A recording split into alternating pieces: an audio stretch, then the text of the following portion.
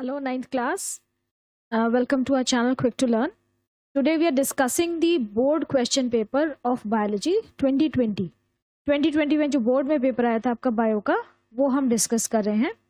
तो आप लोगों को I am sure paper pattern पता होगा, फिर भी मैं आपको एक बार बता देती हूँ. फर्स्ट ऑफ ऑल ये पेपर 2 घंटे का होता है. You have to complete this question paper within 2 hours and first 15 minutes will be given to you for reading the question paper. First 15 minutes reading time हो गया आपका. Then it is divided into 2 sections, section 1 and section 2. जो total आपका paper है वो 80 marks का होता है. 20 मार्क्स आपके इंटरनल असेसमेंट के होते हैं ना, जिसमें आप प्रोजेक्ट फाइल सबमिट करते हो, और जो भी आपका वाइवा वगैरह होता है that depends from school to school. It varies from school to school. हर स्कूल का अपना एक प्रिस्क्राइब्ड सिलेबस होता है इंटरनल मार्क्स के लिए, बट उसमें प्रोजेक्ट वर्क तो होता ही होता है. ओके, तो जो 80 मार्क्स का आपका थ्योरी पेपर है वो 2 सेक्शन में डिवाइडेड होता है, सेक्शन 1 एंड सेक्शन 2.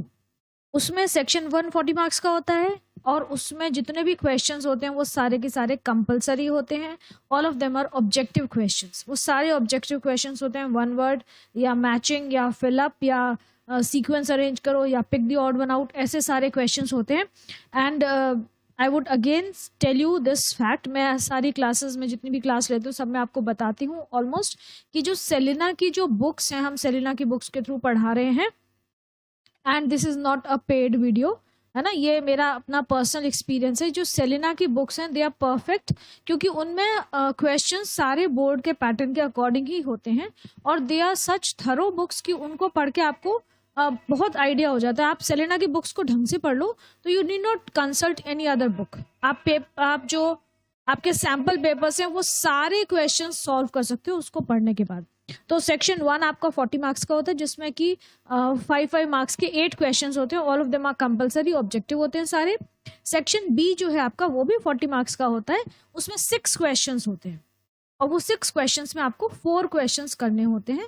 और जो 4 क्वेश्चंस होते हैं वो भी मोस्टली ऑब्जेक्टिव ही होते हैं. मतलब 10 मार्क्स के आपके जो 6 क्वेश्चंस हैं उनमें से 4 आपको पिक करने हैं, वो भी सारे ऑब्जेक्टिव ही. अभी आप पेपर देखेंगे तो आपको समझ में आ जाएगा. तो पहले हम सेक्शन 1 करते हैं. हम इसको धीरे धीरे डिफरेंट पार्ट्स में ब्रेक करके करेंगे, ताकि आप लोग आराम से थोड़ा थोड़ा करके देख सको इसको.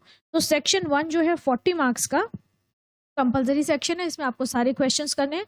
तो फर्स्ट वाला क्वेश्चन देखते हैं. First one is name the following. अब देखो ये जो पेपर है आपका, ये इट इज हाईली स्कोरिंग. इसमें आपके फुल 80 on 80 मार्क्स आ सकते हैं बड़े आराम से. The only condition is that you should be thorough with your knowledge.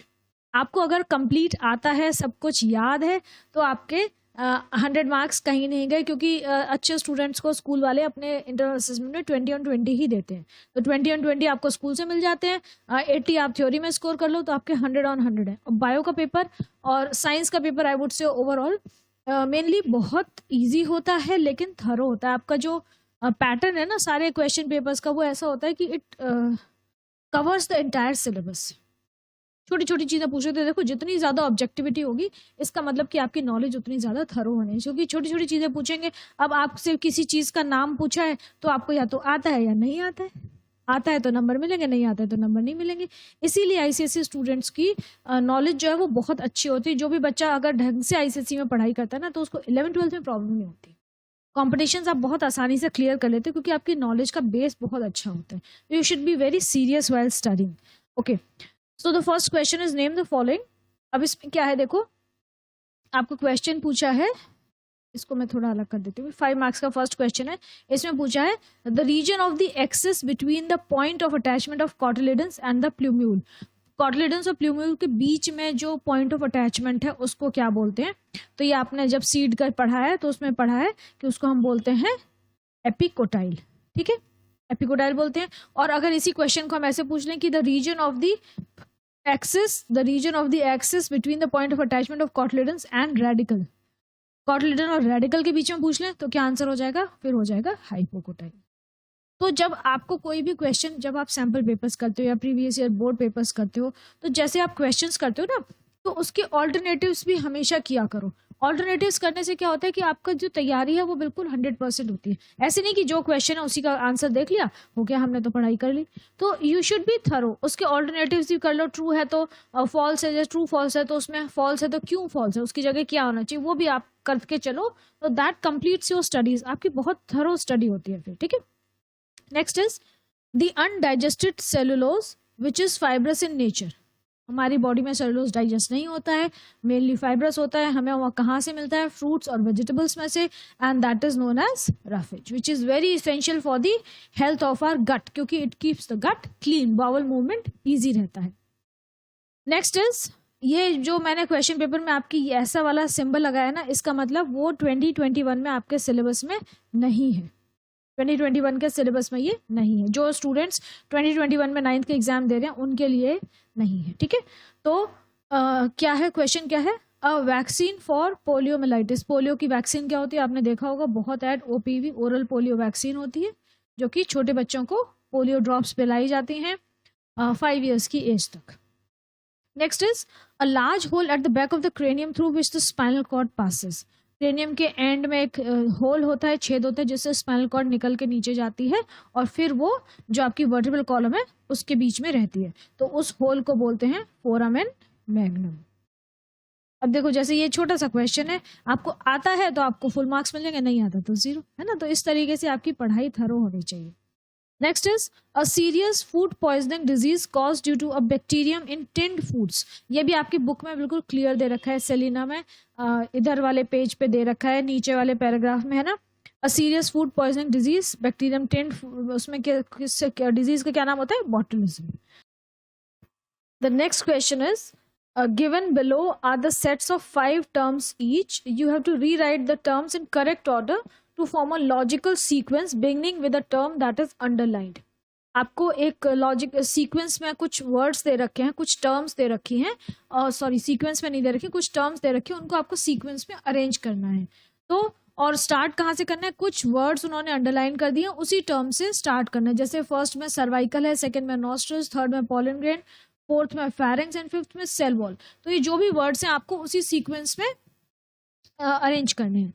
तो अब देखते हैं फर्स्ट वाला क्या है, sacrum, thoracic, coccyx, cervical and lumbar. तो आपको समझ में आ रहा होगा कि वर्टिब्रा के पार्ट्स हैं, वर्टिब्रा के जो वर्टिब्रा जिनमें डिवाइडेड होती है, वर्टिब्रा के पार्ट्स हैं वो, है ना, कितने तरह के होते हैं। तो फर्स्ट क्या है, सेक्रम, थोरैसिक। तो देखो फर्स्ट हमें सर्वाइकल से स्टार्ट करना है। तो सर्वाइकल जो होती है वो नेक की, आपके नेक रीजन में जो वर्टिब्रे होते हैं उनको सर्वाइकल वर्टिब्रे बोलते हैं, और वो 7 होते हैं। तो नेक के बाद आता है हमारा चेस्ट रीजन, तो वो हो जाएगा थोरैसिक वर्टिब्रे, और वो कितने होते हैं, 12 होते हैं। तो नंबर 2 पे हो जाएगा हमारा थोरैसिक, जो कि 12 होते हैं। उसके बाद हमारा जो हम थोरैसिक कैविटी के नीचे चलते हैं, हमारा स्टमक वाला जो पोर्शन है, तो उसको हम बोलते हैं लंबर रीजन। तो थर्ड हो जाएगा लंबर, उसमें 5 वर्टिब्रे होते हैं। फिर उसके नीचे चलोगे आप, लोअर बैक जो हो जाएगी वो होगा sacrum, number 4 will be sacrum, उसमें 5 वर्टिब्रे होते हैं, वो फ्यूज्ड होते हैं। तो that is the fourth part. और लास्ट में जो टेल बोन होती है बिल्कुल, जिसको हम बोलते हैं कॉक्सिक्स, नंबर 5 पे कॉक्सिक्स आएगा, जिसमें कि 4 वर्टिब्रा फ्यूज्ड होते हैं। तो that will be our number 5। Next is larynx, pharynx, bronchioles, nostrils, alveoli. तो ये आपके रेस्पिरेटरी ट्रैक्ट की बात हो रही है। We are starting with the nostrils. अब नॉस्ट्रल्स के बाद देखो एयर जाती है, वो आपके कहाँ जाती है, फेरिंग्स में जाती है ना। तो थ्रोट रीजन है, यहाँ पे फेरिंग्स होता है, जहाँ पे कि ईसोफेगस और ट्रेकिया दोनों की ओपनिंग होती है। तो नंबर 2 फेरिंग्स, नंबर 3 फेरिंग्स के बाद लैरिंग्स में जाती है एयर, लैरिंग्स के बाद कहाँ जाती है, आपके ट्रेकिया में, ट्रेकिया में जाती है, और ट्रेकिया फिर जाके बाइफरकेट होती है, जाके जब दोनों लंग्स में एंटर होती है तो वो ब्रोंकाई में, ब्रोंकस एक एक लंग में एंटर करते हैं, राइट लंग में और लेफ्ट लंग में। और ब्रोंकस जो है फर्दर ब्रांच होते हैं ब्रोंक्यूल्स में, फिर secondary bronchioles, tertiary bronchioles and then alveoli. तो लैरिंग्स के बाद यहाँ पे ट्रैकिया नहीं दे रखा है, तो यहाँ पे आएगा ब्रोंक्यूल्स, ब्रोंकस भी नहीं देखा है, तो नेक्स्ट स्टेप होगा ब्रोंक्यूल्स, और ब्रोंक्यूल्स के बाद यहाँ पे जो लास्ट है वो alveoli. Next is pollen tube, stigma, ovary, pollen grain, embryo sac. अब आप देखो पॉलन ग्रेन, जब पॉलन बर्स्ट होता है, पॉलन बैग्स बर्स्ट होते हैं, पॉलन ग्रेन्स रिलीज होते हैं। पॉलन ग्रेन्स कहाँ होते हैं, हमारा जो स्टेमन में जो ऊपर का पार्ट होता है, जो एंथर होता है, उसके अंदर फिलामेंट के ऊपर जो एंथर होता है, एंथर के अंदर पॉलन ग्रेन्स होते हैं पॉलन सैक के अंदर। पॉलन ग्रेन्स जब बर्स्ट होते हैं वो डिस्ट्रीब्यूट होते हैं हवा के साथ, या जो भी एजेंट्स हैं, वेरियस एजेंट्स ऑफ पॉलिनेशन, उनके थ्रू। और जब पॉलन ग्रेन जाके उड़ के कहाँ गिरते हैं? स्टिग्मा के ऊपर, है ना। स्टिग्मा क्या है? अपर पोर्शन, जो कि ओवरी का जो फीमेल पार्ट है उसमें स्टिग्मा होता है, फिर स्टाइल होती है, नीचे ओवरी होती है। तो स्टिग्मा के ऊपर जाके पॉलन ग्रेन गिरते हैं, तो यहाँ पे नंबर 2 हो जाएगा स्टिग्मा। उसके बाद वो जर्मिनेट करते हैं, वहां से उन्हें नरिशमेंट मिलता है, जर्मिनेट करते हैं, and then they form the pollen tube. तो number 3 will be pollen tube. वो पॉलन ट्यूब जो है स्टाइल के थ्रू ट्रैवल करती है, ओवरी में एंटर करती है। तो आपका नंबर 4 हो जाएगा ओवरी। और ओवरी के अंदर जो एंटर नीचे से एंटर करती है, यूजुअली नीचे से एंटर करती है इंटेगुमेंट्स के थ्रू, और एम्ब्रियो सैक में एंटर करती है, जहाँ पे कि मेल न्यूक्लियस एंटर करता है और फीमेल न्यूक्लियस के साथ कंबाइन करता है, फर्टिलाइजेशन की प्रोसेस होती है। तो ये इसकी सीक्वेंस हो गई। Next is rectum, pharynx, oesophagus, duodenum, stomach. अब ये यहाँ पे देखो आपकी एलिमेंट्री कैनाल के सारे पार्ट्स हैं। तो we have to start with pharynx. We are starting with pharynx. Pharynx जो है आपका ये रीजन हो गया जहाँ पे कि ईसोफेगस और ट्रेकिया दोनों ओपन होती हैं, और जब हम ईसोफेगस में फूट जाते हैं तो ट्रेकिया की ओपनिंग किससे क्लोज होती है? एपिग्लॉटिस। तो फेरिंक्स के बाद यहाँ पे ईसोफेगस, नंबर 2 हो जाएगा ईसोफेगस। ईसोफेगस आपका फूड पाइप होता है। ईसोफेगस के बाद फूड जाता है स्टमक में, और ईसोफेगस और स्टमक के बीच में जो फूड जाता है वो एक स्फिंक्टर से उसकी ओपनिंग रेगुलेट होती है। उस जो स्फिंक्टर होता है, उसको वैल्व होता है, उसको हम बोलते हैं कार्डियक स्फिंक्टर। ठीक है, कार्डियक वैसे टर्म हार्ट के लिए यूज होती है, लेकिन यहीं पे आपकी पूरी बॉडी में बस यहाँ पे एक और कार्डियक वर्ड यूज होता है। उसके बाद स्टमक से डियोडेनम में फूड जाता है, और तो नंबर 4 हो जाएगा डियोडेनम। डियोडेनम जो है आपकी स्मॉल इंटेस्टाइन का फर्स्ट पार्ट है, और स्टमक और डियोडेनम के बीच में भी एक स्फिंक्टर होता है जिसको हम बोलते हैं पाइलोरिक स्फिंक्टर। यहाँ पे पाइलोरिक स्फिंक्टर है, वो रेगुलेट करता है। सर्कुलर स्फिंक्टर होते हैं, ऐसे क्लोज हो जाते हैं, ऐसे ओपन हो जाते हैं। हमारी एलिमेंट्री कैनाल में यूजुअली सर्कुलर स्फिंक्टर्स होते हैं, मतलब ऐसे ओपनिंग ऐसे वाले। ठीक है, और उसके बाद डियोडेनम के बाद फिर स्मॉल इंटेस्टाइन के अलग पार्ट्स में ट्रैवल करता है फूड, फिर लार्ज इंटेस्टाइन में, और लार्ज इंटेस्टाइन के एंड में रेक्टम में जाके वेस्ट मटेरियल स्टोर होता है। तो ये सीक्वेंस हो जाएगी आपकी। Next is nuclear membrane, cell wall, cytoplasm, nucleolus and cell membrane. इसमें सेल वॉल से हमें स्टार्ट करना है। तो देखो सेल वॉल, इसका मतलब प्लांट सेल की बात हो रही है। सेल वॉल के बाद सेल मेम्ब्रेन आएगी। सेल मेम्ब्रेन के बाद हम अंदर एंटर करेंगे तो हमें क्या मिलेगा? उसकी सेल की मैट्रिक्स, जो कि साइटोप्लाज्म होता है। तो साइटोप्लाज्म आ गया। अब साइटोप्लाज्म के बाद साइटोप्लाज्म के अंदर बहुत सारे ऑर्गेनेल्स होते हैं, जिसमें से कि न्यूक्लियस भी एक होता है। तो यहाँ पे न्यूक्लियर मेम्ब्रेन और न्यूक्लियोलस दे रखा है। न्यूक्लियस के अंदर एक स्ट्रक्चर होता है जिसको हम न्यूक्लियोलस बोलते हैं। तो अब साइटोप्लाज्म के बाद नंबर जो 4 आएगा वो होगा न्यूक्लियर मेम्ब्रेन, क्योंकि अब न्यूक्लियस के अंदर जाना है आपको। तो न्यूक्लियस की कवरिंग आप लिखोगे नंबर 4 पे, न्यूक्लियर मेम्ब्रेन, और उसके अंदर आप जाओगे लास्ट में तो आपको मिल जाएगा न्यूक्लियोलस। तो ये इसकी सीक्वेंस हो गई। चलो, ये हो गया क्वेश्चन। अब नेक्स्ट टाइप करते हैं। हमारा नेक्स्ट टाइप क्या है? Differentiate between the following pairs on the basis of what is given in the brackets. Children, this is very important that you understand the instructions given to you. आपको क्या बोला है कि differentiate between the following pairs on the basis of what is given in the brackets. जो point आपको bracket में दिया गया है उसी के बेसिस पे आपको डिफरेंस लिखना है। अपने मन से जो भी याद है सारे डिफरेंस लिख के नहीं आ जाने हैं। आप कितने भी डिफरेंस लिख लो, जो पॉइंट है अगर वो कवर नहीं हुआ तो आपको मार्क्स नहीं मिलेंगे। You have to write what is given in the bracket according to that only. Okay, so first is tendon and ligament. Tendon and ligament के फंक्शन के बीच में आपको डिफरेंस बताना है कि टेंडन और लिगामेंट का फंक्शन क्या है, वो कहाँ फंक्शन करते हैं। तो अब देखो, आपको मैं हमेशा कहती हूँ टेंडन को एक याद कर लो। टेंडन को आप याद कर लो, मैंने आपको बहुत बार बताया, MTB मतलब T is for tendon and muscle to bone. MTB is muscle to bone, muscle tendon bone. तो इसका मतलब आपका इसका टेंडन का फंक्शन क्या हो जाएगा कि it connects muscles to bones. Clear?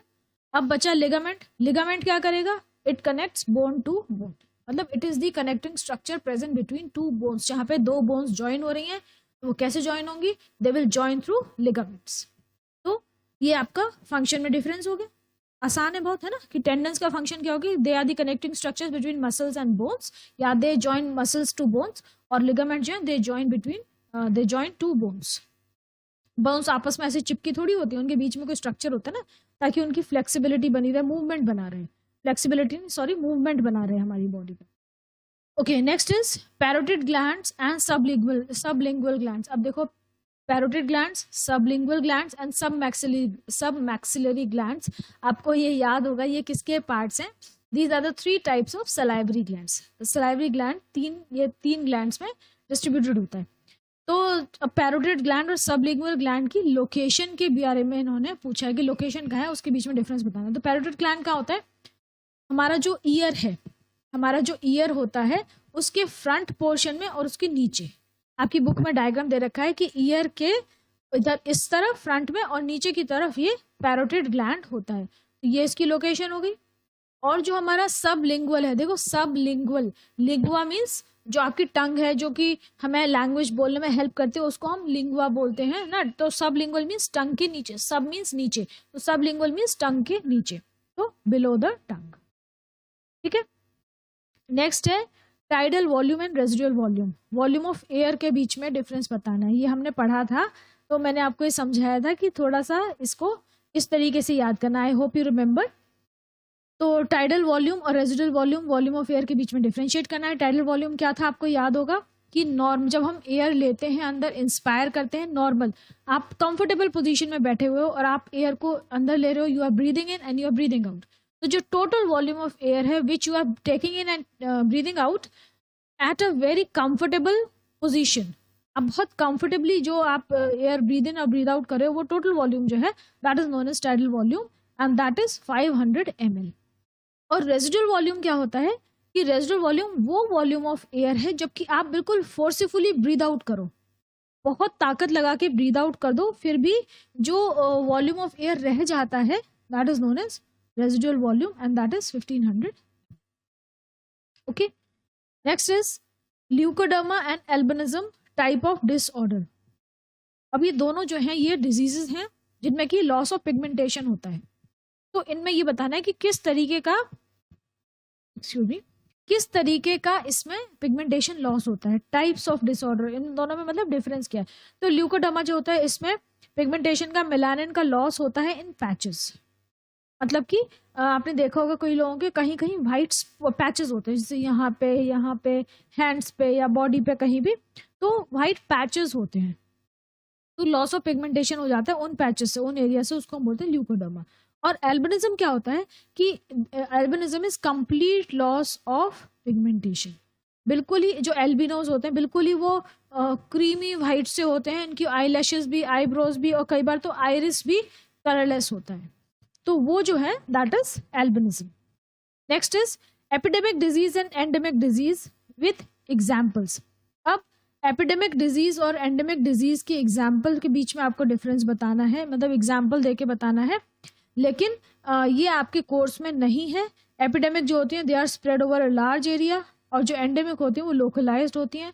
तो आप किसी भी डिजीज के एग्जाम्पल लेके बता सकते हो, लेकिन ये मैंने आपको बताया था जहाँ पे ये ऐसा सिंबल मैंने लगा रखा है वो इस साल 2021 के कोर्स में नहीं है। ठीक है, next is mention the exact location of the following. अब देखो इस क्वेश्चन में क्या है, इन्होंने बोला है कि आप एग्जैक्ट लोकेशन बताओ, जो भी आपसे पूछा गया है एग्जैक्ट लोकेशन। तो आपको एग्जैक्ट लोकेशन बताने के ही नंबर हैं, कुछ भी उल्टा सीधा इधर उधर लिखोगे तो नंबर नहीं मिलेंगे। ठीक है, फर्स्ट इज पैनक्रियास। तो पैनक्रियास कहाँ प्रेजेंट होता है, pancreas is a reddish like gland, whitish होता है और वो स्टमक के पीछे होता है, स्टमक के बैक में।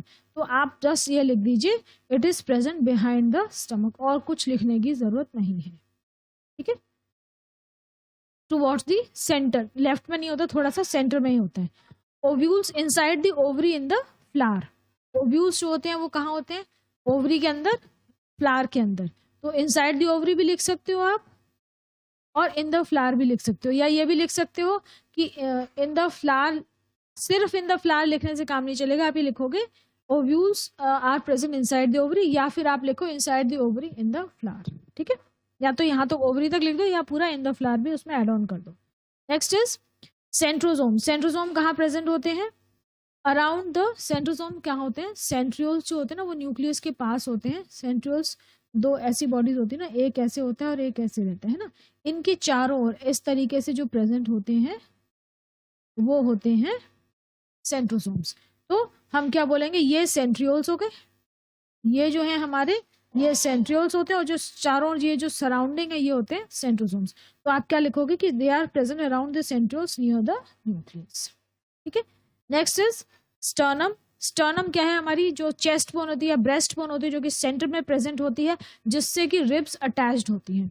तो that is the centre of the chest to which the ribs are attached, इसको हम ब्रेस्ट बोन भी कहते हैं। लास्ट इज सेरुमिनस ग्लैंड्स कहाँ होते हैं? सेरुमिनस ग्लैंड्स आपके वैक्स ग्लैंड्स होते हैं, जो कि एक fluid wax like substance produce करते हैं, जिसको हम बोलते हैं सेरुमिन। ईयर वैक्स जो होता है ना, वो प्रोड्यूस करते हैं ये। और ये प्रेजेंट कहाँ होते हैं? हमारी ऑडिटरी कैनाल में। जो हमारी जो ऑडिटरी कैनाल होती है, कान के अंदर की जो कैनाल है, इसमें प्रेजेंट होते हैं।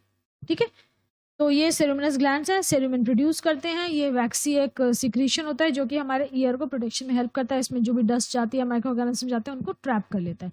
तो आज हम इतना ही करते हैं, इसके बाद हम नेक्स्ट 4 क्वेश्चंस करेंगे and then will move on to the section B. Okay, तो आप लोग इसको समझने की कोशिश करिए and do share your reviews. Okay, so take care.